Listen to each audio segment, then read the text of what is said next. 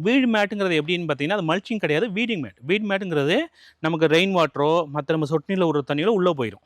ஆனா, நமக்கு வீட்ஸ் வராம சுத்தி பாதுகாப்பா இருக்கும். இதே நீங்க ஃபுல்லா யூஸ் பண்ண தேவையில்ல. ஏன்னா பழச்செடிகளுக்கு நம்ம ஒரு ப்ராப்பர் ஸ்பேசிங்லாம் வைக்க போறோம். கன்றுக்கு மட்டும் சுத்தி போட்டாவே போதுமானது. இதெல்லாம் நம்மளே கூட நம்ம ஃபார்மர்ஸ்க்கு கொடுக்க ஆரம்பிச்சிருக்கோம்.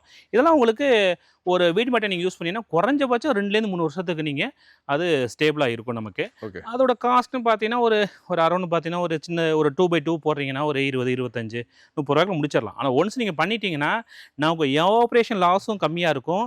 மைக்ரோப்ஸ் நுண்ணுயிரோட டெவலப்மெண்ட்டும் பெட்டரா இருக்கும். ஈரப்பதம் மெயின்டெயின் ஆகுறதுனால. பிளஸ் நமக்கு களை எடுக்கிற வேலையும் கம்மி. ஏன் அதாவது அப்படின்னா, இப்ப 3 ஆட்களை வச்சு வருஷமான பண்றப்ப 3 வருஷத்துக்கான களை வெட்டுறது குறையும். குறைஞ்சிருது. ம். பொதுவா பண்றதில்ல. இப்ப நம்ம என்ன பண்ணுவோம், ஃபர்ஸ்ட் டைம் கன்றுகள வைக்கும்போது ஆர்வம் ஃபர்ஸ்ட் டைம் களைகள் ப்ராப்பரா ஆளுகள வச்சு கிளீன் பண்ணுவோம். அப்புறம் அந்த செலவுகள்லாம் பார்த்துட்டு, ஒரு டயத்துக்கு அப்புறம் நம்மளே விட்டுர்றோம். அப்ப களைகள மண்ட விட்டுருவோம். சின்ன செடிகள் வந்து வளர்ந்ததுக்கு அப்புறம் கூட களைகள் பெருசா நமக்கு சுத்தி வராது. அந்த ம். நிழல் இருக்கிறதுனால வராது.